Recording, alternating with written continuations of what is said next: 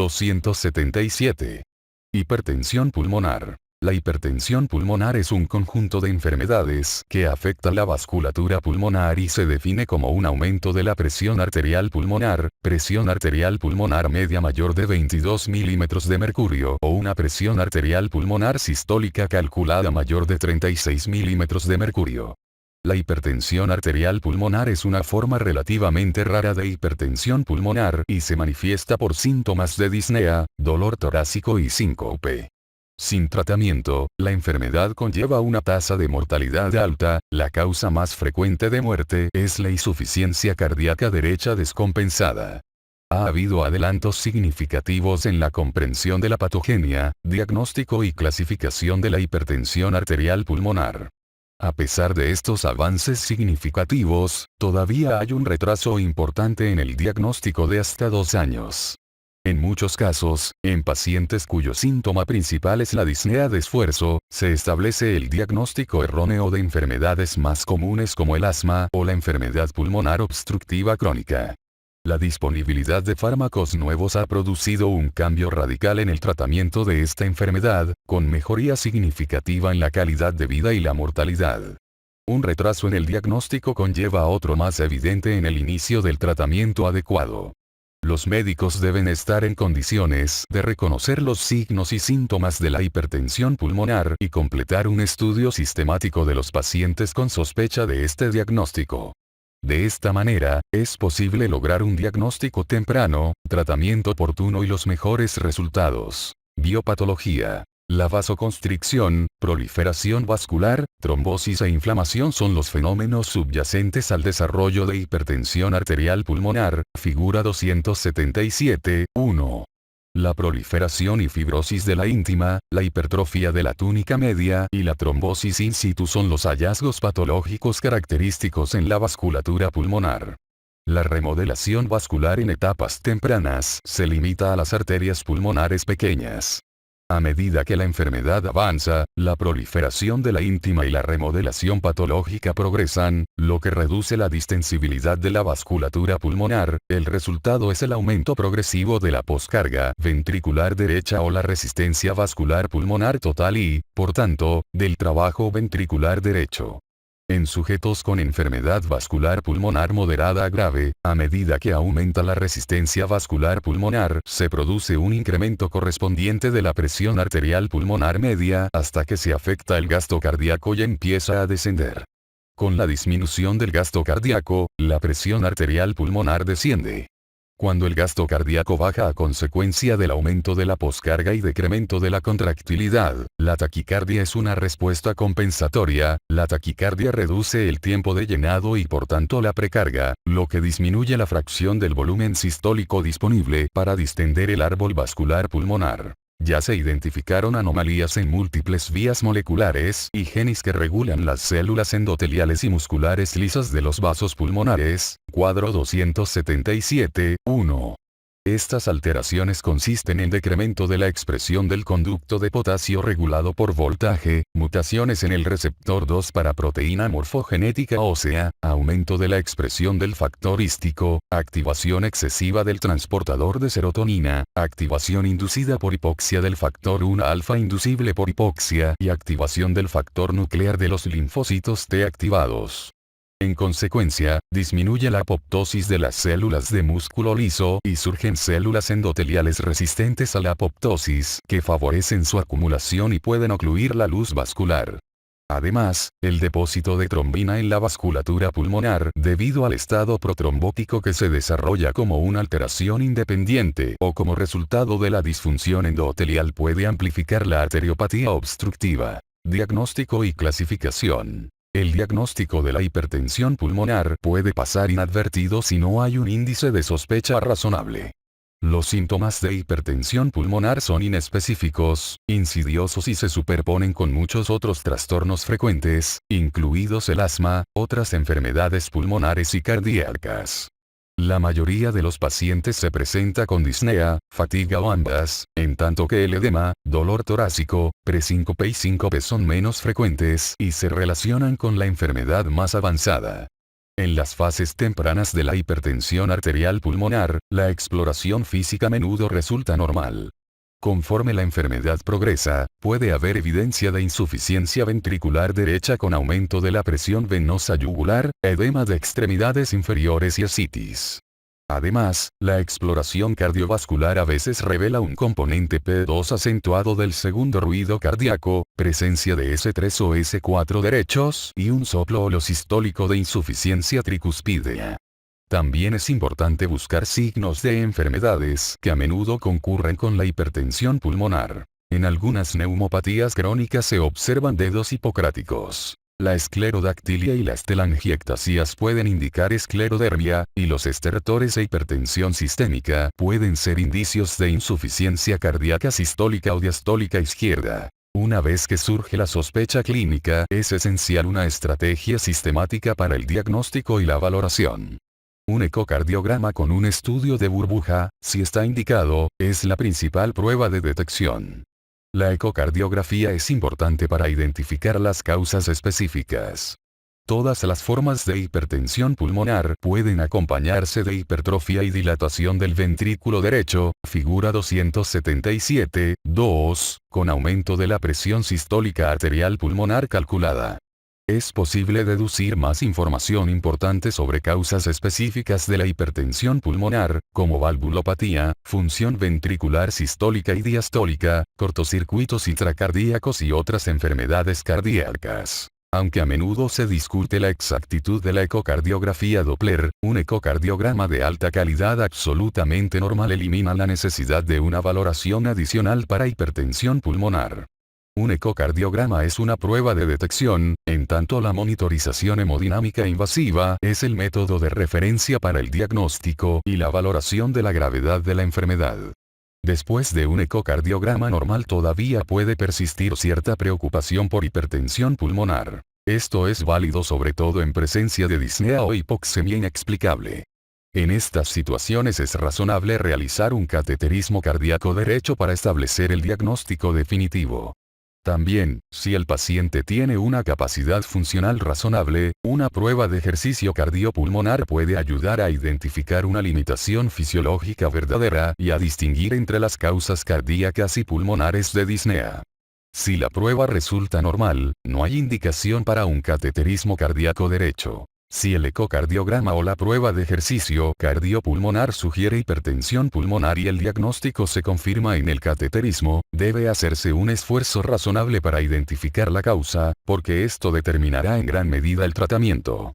A continuación, se describe una estrategia por pasos. Las imágenes torácicas y las pruebas de función pulmonar son esenciales porque la neumopatía es una causa importante de hipertensión pulmonar.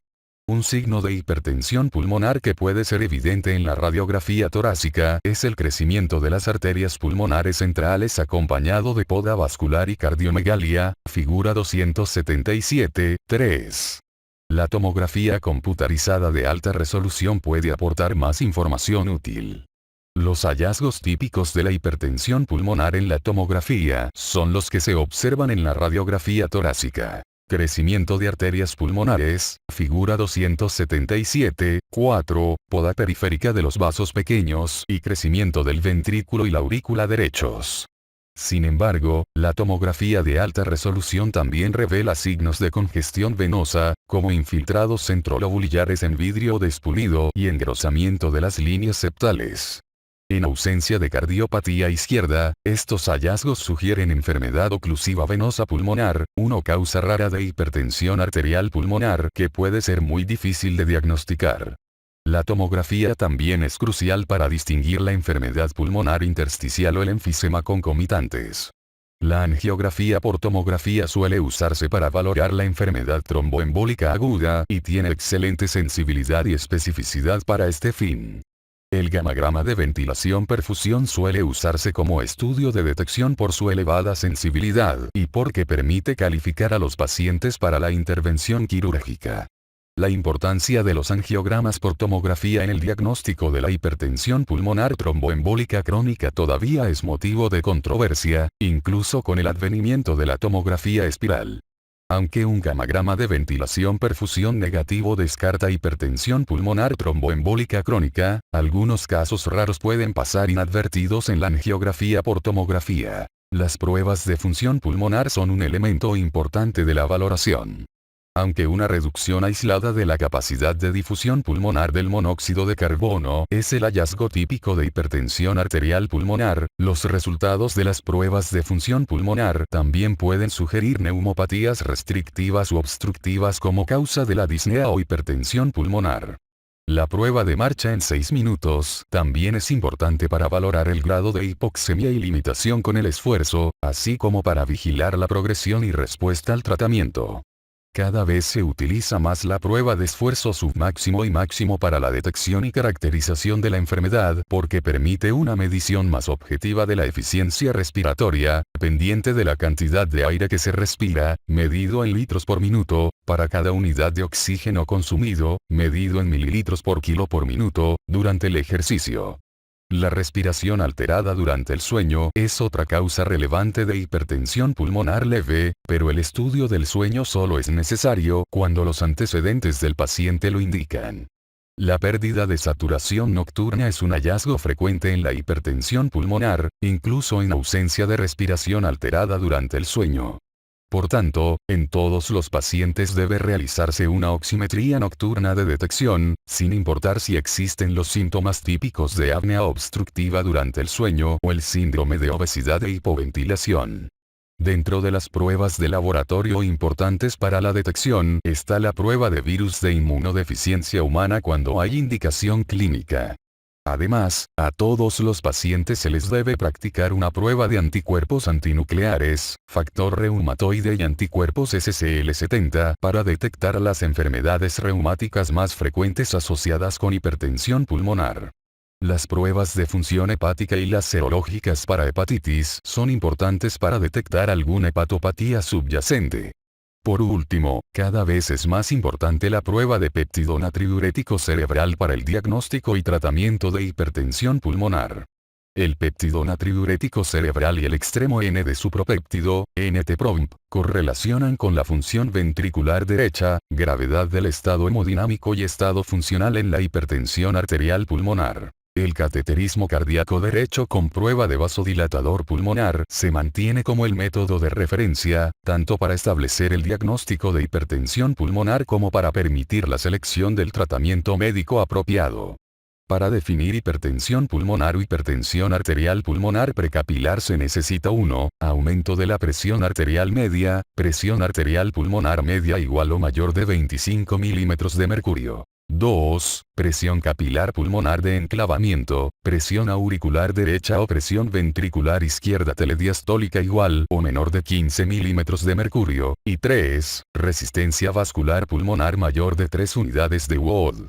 La hipertensión pulmonar poscapilar se distingue de la hipertensión pulmonar precapilar por una presión capilar pulmonar de enclavamiento igual o mayor de 15 milímetros de mercurio. Además, esta se divide en pasiva, con un gradiente transpulmonar menor de 12 milímetros de mercurio, o reactiva, con un gradiente transpulmonar mayor de 12 milímetros de mercurio y resistencia vascular pulmonar alta.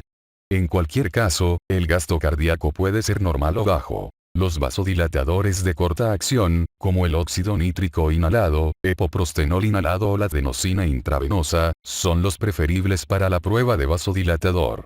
Un descenso de la presión arterial pulmonar media igual o mayor de 10 milímetros de mercurio hasta una cifra absoluta igual o menor de 40 milímetros de mercurio sin descenso del gasto cardíaco se define como una respuesta positiva al vasodilatador pulmonar, y los sujetos con esta respuesta se consideran para el tratamiento prolongado con antagonistas de los conductos del calcio. Menos del 15% de los pacientes se considera vasoreactivo durante la prueba, e incluso menos tienen respuesta de largo plazo a los bloqueadores de los canales de calcio. El descenso agudo de la resistencia vascular pulmonar y presión arterial pulmonar media inducido por el vasodilatador predice una mejor supervivencia de largo plazo, incluso en pacientes no tratados con bloqueadores de los canales de calcio. El diagnóstico de hipertensión pulmonar es cada vez más frecuente en los ancianos, en parte por la mayor conciencia de esta enfermedad y el uso más frecuente de ecocardiogramas de detección. Además, la mayor disponibilidad de opciones terapéuticas orales y menos complicadas ha alentado la referencia de los pacientes ancianos para su valoración y tratamiento. Hipertensión pulmonar como enfermedad concomitante. La hipertensión arterial pulmonar es solo una de varias clasificaciones de enfermedad que afecta el lecho vascular pulmonar. A medida que se conocen mejor las diversas enfermedades que contribuyen, los sistemas de clasificación intentaron agrupar estas enfermedades por sus manifestaciones clínicas para ayudar al diagnóstico. La Organización Mundial de la Salud formuló una clasificación clínica de las diversas manifestaciones de la hipertensión pulmonar, de la cual la hipertensión arterial pulmonar es un subgrupo basado en las similitudes en los mecanismos fisiopatológicos y cuadro clínico. La hipertensión pulmonar es una mezcla diversa de patologías en las que el único elemento unificador es la presión arterial pulmonar alta respecto de la presión auricular izquierda. La clasificación de la hipertensión pulmonar se creó por conveniencia para facilitar los tratamientos nuevos que se prueban en distintos cuadros clínicos.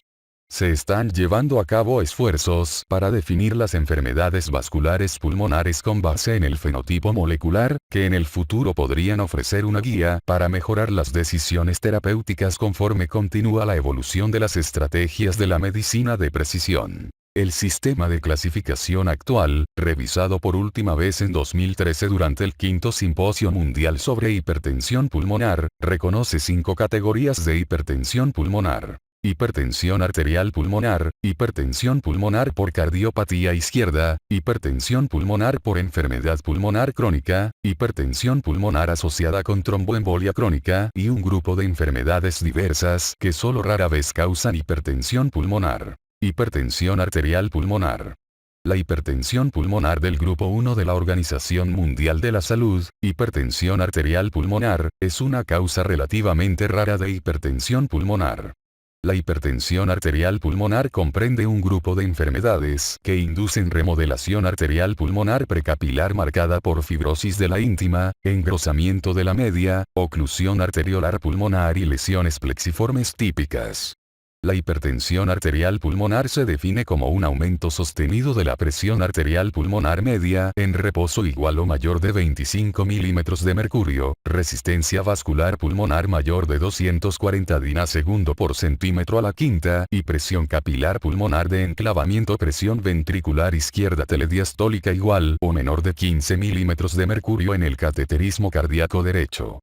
Con una presión capilar pulmonar de enclavamiento normal y una presión arterial pulmonar media alta, estas enfermedades tienen un aumento del gradiente transpulmonar, presión arterial pulmonar media menos presión capilar pulmonar de enclavamiento. Además, la resistencia vascular pulmonar está elevada. La hipertensión idiopática de arteria pulmonar es una enfermedad progresiva que conduce a la insuficiencia cardíaca derecha y la muerte. El registro de los Institutos Nacionales de Salud, el primer registro extenso de pacientes con hipertensión arterial pulmonar, informó que la edad promedio al momento del diagnóstico era de 36 años, solo 9% de los pacientes con hipertensión idiopática de arteria pulmonar tenía mayor de 60 años al momento del diagnóstico. Sin embargo, los datos clínicos más recientes sugieren que la demografía de los pacientes está cambiando. En el registro Conexión de Hipertensión Pulmonar se observó que la edad promedio del diagnóstico de hipertensión idiopática de arteria pulmonar era 45 años. 8,5% de los sujetos era mayor de 70 años al momento del diagnóstico. Este hallazgo está respaldado por los datos del Registro Evaluate Early and Long Term Disease Management, REVEAL, la cohorte más grande de hipertensión arterial pulmonar hasta ahora, que informó que la edad promedio al hacer el diagnóstico de hipertensión idiopática de arteria pulmonar fue 44,9 más menos 0,6 años. Otras formas de hipertensión arterial pulmonar que ameritan una consideración específica en los enfermos son las relacionadas con virus de inmunodeficiencia humana, trastornos del tejido conjuntivo e hipertensión portal. Aunque el virus de inmunodeficiencia humana es una causa rara de hipertensión arterial pulmonar, esta forma de hipertensión arterial pulmonar es indistinguible de la hipertensión idiopática de arteria pulmonar y es una causa importante de muerte en la población infectada con virus de inmunodeficiencia humana. Es importante señalar que no hay correlación entre la etapa de infección por virus de inmunodeficiencia humana y el desarrollo de hipertensión arterial pulmonar. Entre los trastornos del tejido conjuntivo, la prevalencia de hipertensión arterial pulmonar se estableció solo para la esclerosis sistémica, sobre todo en sujetos con esclerodermia cutánea limitada. Aunque la edad promedio al inicio de la esclerodermia es de 30 a 50 años, al final los sujetos que padecen hipertensión arterial pulmonar relacionada con esclerodermia tienden a tener mayor edad al momento del diagnóstico de la esclerodermia. Los resultados de esta tienen una relación cercana con la aparición de hipertensión arterial pulmonar y conllevan un mal pronóstico, aunque los tratamientos modernos han mejorado los resultados. La hipertensión portopulmonar ocurre en 2 a 10% de los pacientes con hipertensión portal establecida. Su incidencia parece independiente de la causa de hepatopatía y se observa en pacientes con causas no hepáticas de hipertensión portal. Es frecuente que haya un estado circulatorio hiperdinámico, como en la mayoría de los pacientes con hepatopatía avanzada. Sin embargo, la misma remodelación vascular pulmonar observada en otras formas de hipertensión arterial pulmonar se encuentra en el lecho vascular pulmonar en la hipertensión portopulmonar.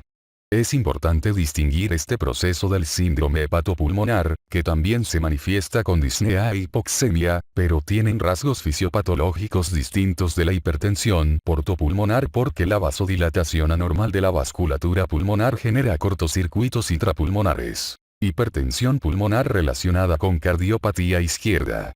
La hipertensión pulmonar del grupo 2 de la Organización Mundial de la Salud incluye pacientes con insuficiencia cardíaca sistólica izquierda, valvulopatía aórtica y mitral e insuficiencia cardíaca con fracción de expulsión conservada.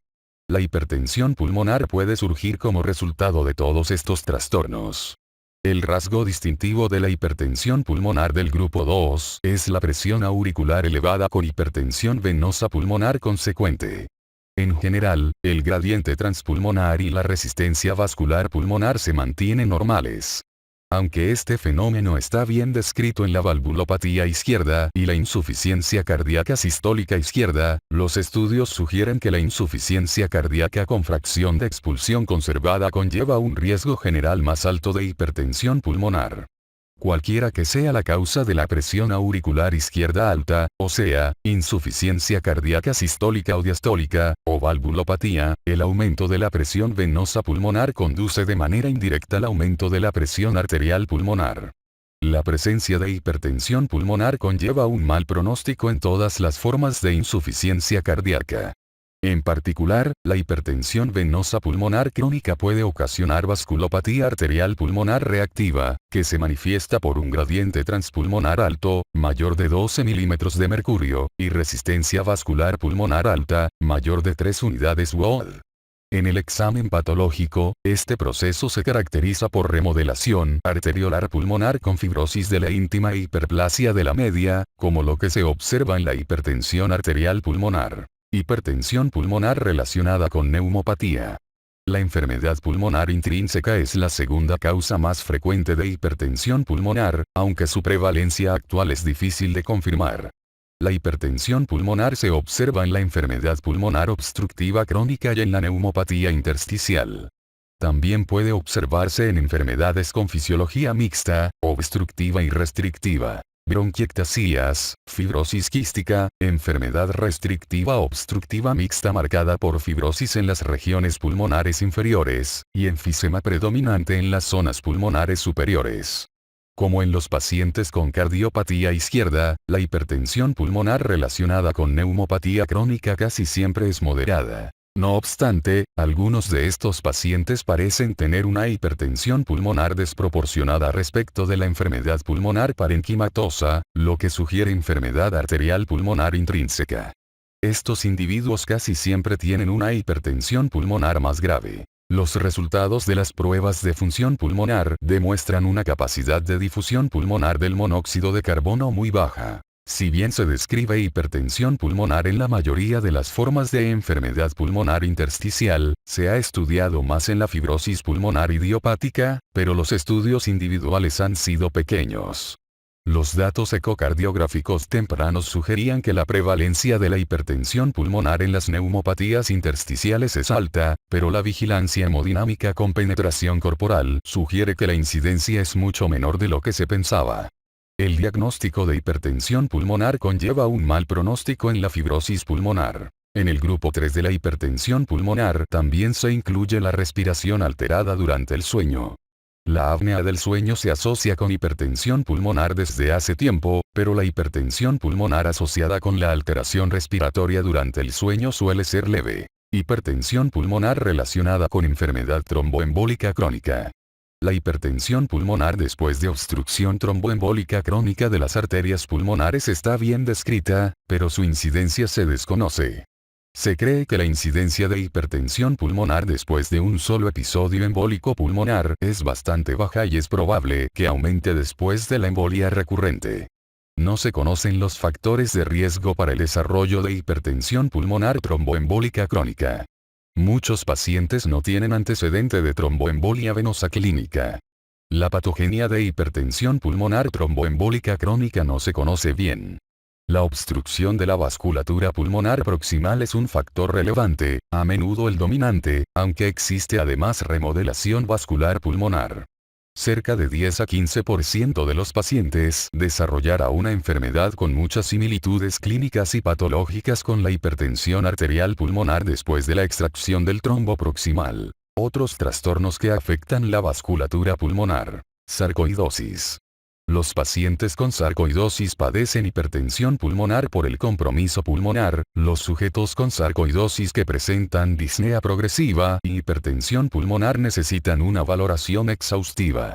Si bien la mayoría de los enfermos con sarcoidosis con hipertensión pulmonar no responde al tratamiento para hipertensión arterial pulmonar, un subgrupo con sarcoidosis y hipertensión pulmonar grave tienen una respuesta terapéutica provechosa. Drepanocitosis.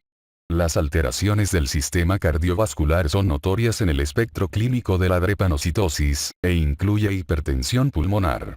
La etiología es multifactorial e incluye hemólisis, hipoxemia, tromboembolia, gasto cardíaco alto crónico y hepatopatía crónica.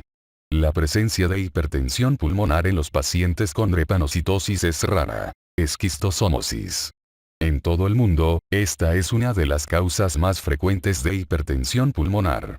La hipertensión pulmonar surge en presencia de enfermedad hepatoesplénica e hipertensión portal. Los estudios sugieren que la inflamación por la infección desencadena los cambios vasculares.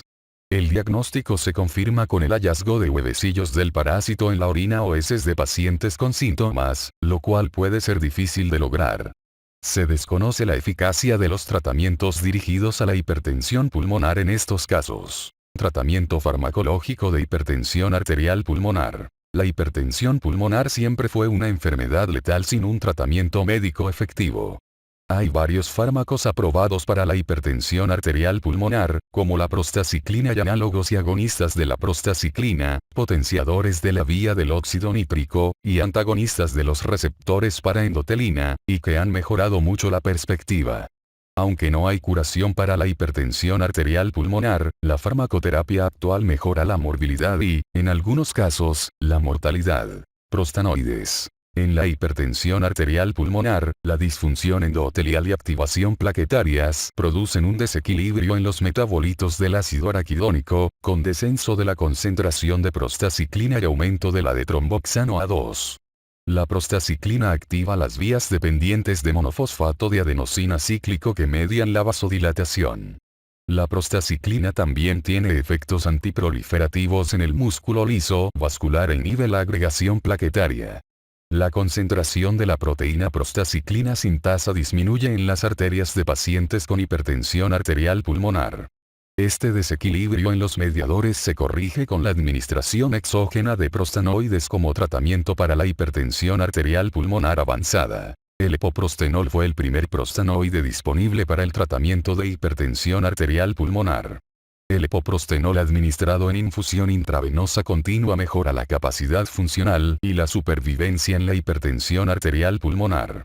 La eficacia del epoprostenol en pacientes con clase funcional 3 y 4 de la Organización Mundial de la Salud se demostró en un estudio clínico que mostró mejoría en la calidad de vida, presión arterial pulmonar media, resistencia vascular pulmonar, distancia de marcha en 6 minutos y mortalidad. El treprostinilo tiene semivida más prolongada que el epoprostenol, cerca de 4 horas versus cerca de 6 minutos, lo que permite la administración subcutánea o intravenosa continua. El treprostinilo mejora la hemodinámica pulmonar, síntomas, capacidad para el ejercicio y supervivencia en la hipertensión arterial pulmonar. Las prostaciclinas inhaladas tienen los efectos beneficiosos de la prostaciclina en infusión sin la inconveniencia y los efectos secundarios, riesgo de infección y reacciones en el sitio de infusión, de los catéteres para la infusión. Tanto el iloprost como el treprostinilo inhalados están aprobados para pacientes con hipertensión arterial pulmonar clase 3 y 4 de la Organización Mundial de la Salud. La principal ventaja del treprostinilo es su administración menos frecuente. Las formulaciones inhaladas pueden ser eficaces en pacientes con síntomas moderados con hipertensión arterial pulmonar y ser adecuadas cuando se usan combinadas con un fármaco oral.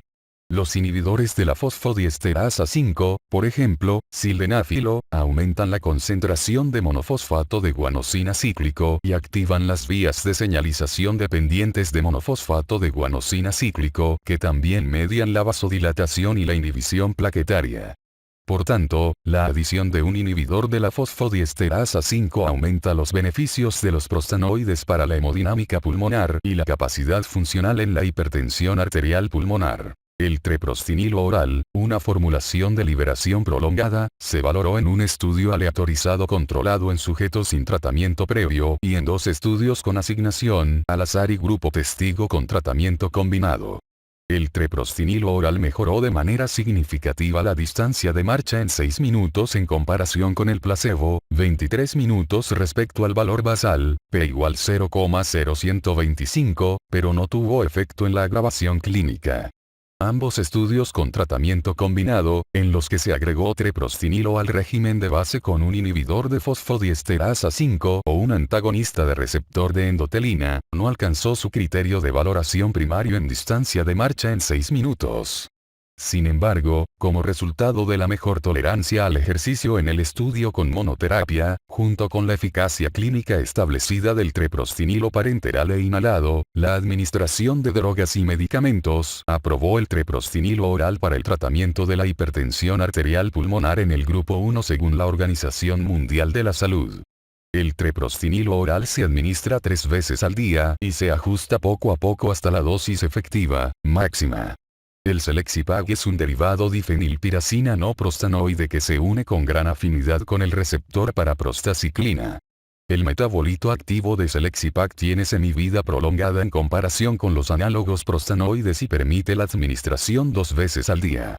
La eficacia de Selexipag se evaluó en un estudio aleatorizado con grupo testigo fase 3 en pacientes con hipertensión arterial pulmonar en falla cardíaca 2 a 3 según la New York Heart Association, NIA, agregado al tratamiento de base con un antagonista del receptor para endotelina 1, sildenafilo ambos. Este estudio representa el ensayo con asignación al azar y grupo testigo con placebo más grande realizado en pacientes con hipertensión arterial pulmonar que se haya completado, incluyó más de 1.100 pacientes tratados con una mediana de 1,4 años. El Selexipag redujo de manera significativa los riesgos de hospitalización y de progresión de la enfermedad en 43%, P menor de 0,0001, con respecto a los que recibieron placebo. No hubo diferencias significativas en la mortalidad entre los 2 grupos de estudio. El perfil de efectos colaterales fue similar al de las prostaciclinas, antagonistas de los receptores para endotelina. Los bloqueadores del receptor de endotelina se dirigen contra la endotelina 1, un potente vasoconstrictor endógeno y mitógeno del músculo liso vascular que aumenta en pacientes con hipertensión arterial pulmonar. La concentración de endotelina se eleva en coincidencia con el aumento de la resistencia vascular pulmonar y presión arterial pulmonar media, y el descenso de gasto cardíaco y distancia de marcha en 6 minutos. Los antagonistas de receptor endotelina bloquean la unión de endotelina 1 con los receptores para endotelina A o el B. Los receptores endotelina A que están en las células musculares lisas de la arteria pulmonar median la vasoconstricción. En la vasculatura pulmonar normal, los receptores endotelina B se encuentran en las células endoteliales y median la vasodilatación mediante la síntesis de prostaciclina y óxido nítrico, además de la eliminación de endotelina 1. Tres antagonistas de receptor endotelina aprobados en Estados Unidos son bosentan y macitentan, ambos antagonistas no selectivos de los receptores, y ambrisentan, un antagonista selectivo de los receptores endotelina A. Los estudios muestran que bosentan mejora la hemodinámica y la capacidad para el ejercicio, y retrasan el agravamiento clínico. El estudio fase 3 con asignación al azar y grupo testigo bosentan randomized trial of endotelin antagonist therapy, BAT, 1 comparó bosentan con placebo y demostró mejoría en los síntomas, distancia de marcha en 6 minutos y clase funcional de la Organización Mundial de la Salud. El estudio endotelin antagonist trial in mild symptomatic pulmonary arterial hypertension patients, EARLY, comparó bosentan con placebo y demostró mejora en la resistencia vascular pulmonar y distancia de marcha en 6 minutos. Varios estudios, incluido el de fase 3 con grupo testigo con placebo ambrisentan in pulmonary arterial hipertensión 1, ARIES 1, sugieren que ambrisentan mejora la tolerancia al ejercicio, la clase funcional según la Organización Mundial de la Salud, la hemodinámica y la calidad de vida en pacientes con hipertensión arterial pulmonar. No hay datos de estudios clínicos que evalúen si el antagonismo selectivo de los receptores endotelina A de ambrisentan tiene alguna ventaja sobre el antagonismo no selectivo de los receptores de bosentan o macitentan. Vía del óxido nítrico. El óxido nítrico derivado de las células endoteliales activa la guanilil ciclasa, que a su vez genera monofosfato de guanosina cíclico en las células musculares lisas y las plaquetas. El monofosfato de guanosina cíclico es un segundo mensajero que induce vasodilatación a través de la relajación de las células del músculo liso arterial e inhibe la activación plaquetaria. Las enzimas fosfodiesterasa 5 metabolizan el monofosfato de guanosina cíclico. Por tanto, los inhibidores de la fosfodiesterasa 5 de monofosfato de guanosina cíclico prolongan el efecto vasodilatador del óxido nítrico, sobre todo en el lecho arterial pulmonar en el que existen concentraciones altas de monofosfato de guanosina cíclico. Por ahora hay dos inhibidores de la fosfodiesterasa 5 que se usan en el tratamiento de la hipertensión arterial pulmonar, sildenafilo y tadalafilo. Ambos mejoran la hemodinámica y la distancia de marcha en 6 minutos. El riociguat es un estimulador de la guanilil ciclasa soluble que actúa en forma sinérgica con el óxido nítrico endógeno. También es un estímulo directo para la guanilil ciclasa, al margen de la disponibilidad de óxido nítrico. El rociguat mejoró de manera significativa la capacidad para el ejercicio, la hemodinamia pulmonar, la clase funcional de la Organización Mundial de la Salud y el tiempo hasta la agravación clínica en pacientes con hipertensión arterial pulmonar y hipertensión pulmonar tromboembólica crónica. Tratamiento combinado. Los lineamientos actuales recomiendan un tratamiento agregado dirigido a una vía diferente cuando la respuesta clínica es insuficiente o cuando hay deterioro clínico con monoterapia. El tratamiento combinado tiene varias ventajas hipotéticas. Conforme se identifican múltiples vías patogénicas y se reconoce cada vez más la naturaleza neoplásica de la hipertensión arterial pulmonar, esta estrategia podría aportar más beneficios. Esta misma alternativa se ha usado con éxito en otras enfermedades complejas, como la infección por virus de inmunodeficiencia humana, cáncer e insuficiencia cardíaca. El uso del régimen combinado podría tener un efecto sinérgico y beneficios adicionales, al mismo tiempo que permite usar dosis más bajas y podría reducir los efectos colaterales. Los datos apoyan cada vez más el tratamiento combinado al momento del diagnóstico. Un estudio retrospectivo de la Red Francesa de Hipertensión Arterial Pulmonar informó beneficios con el tratamiento combinado triple inicial dirigido a las tres vías terapéuticas disponibles en la actualidad. Revisaron a 19 pacientes con hipertensión arterial pulmonar grave que iniciaron tratamiento con bosentan, sildenafilo y epoprostenol intravenoso simultáneos al momento del diagnóstico. De los 19 pacientes, 18 tuvieron una mejoría significativa en la distancia de marcha y hemodinamia en 4 meses, con respecto a su estado basal. Los efectos provechosos se mantuvieron hasta la evaluación final del seguimiento por más de 2 años. Lo más importante es que las tasas de supervivencia a 1, 2 y 3 años fueron del 100%. Aunque estos resultados son alentadores, los hallazgos de este análisis retrospectivo en un solo centro requieren validación adicional. El estudio Ambition comparó el tratamiento combinado nuevo con la monoterapia en pacientes con diagnóstico reciente. Los sujetos se distribuyeron al azar para recibir una combinación de ambrisentan y tadalafilo, ambrisentan en monoterapia o tadalafilo en monoterapia. El tratamiento inicial combinado con ambrisentan y tadalafilo se asoció con un riesgo 50% menor de agravación clínica, compuesto de muerte, trasplante pulmonar, hospitalización por agravación de hipertensión arterial pulmonar y agravación de hipertensión arterial pulmonar, en comparación con los grupos con monoterapia. Esta diferencia se produjo sobre todo por la prolongación del tiempo hasta la primera hospitalización. Es importante señalar que el tratamiento no se asoció con un aumento en los eventos adversos, necesidades no cubiertas y de investigación futura en la hipertensión pulmonar. Por ahora solo hay 3 clases de tratamiento para pacientes con hipertensión arterial pulmonar, e incluso con el régimen terapéutico, la supervivencia media de una persona con hipertensión arterial pulmonar es de solo 5 o 6 años, cuadro 277, 2. Aunque hay 5 subtipos de hipertensión pulmonar, los tratamientos aprobados actuales solo se dirigen a un subtipo. No solo es necesario ampliar las opciones terapéuticas para los pacientes con hipertensión arterial pulmonar, también se necesita crear tratamientos efectivos para todos los sujetos con hipertensión pulmonar.